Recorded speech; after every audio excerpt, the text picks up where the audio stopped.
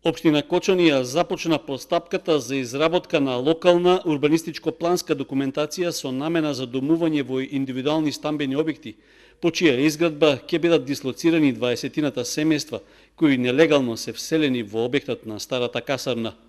Од локалната самоуправа информираат оти се работи на нов потек што е надвор од генералниот урбанистички план.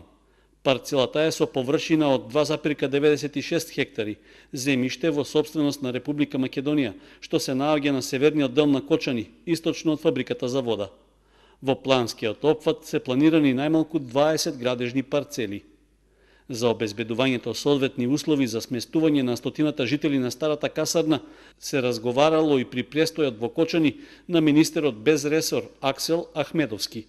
При тоа изнесен е заеднички заклучок оти и за централната и за локалната власт решавањето на ова прашање има главен приоритет.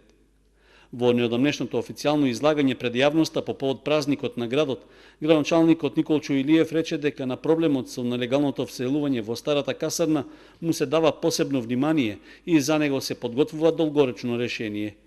При тоа во соработка со владата, односно со министерот без ресор, задолжен за ромските прашања, се настојува за брзо и координирано дејствување.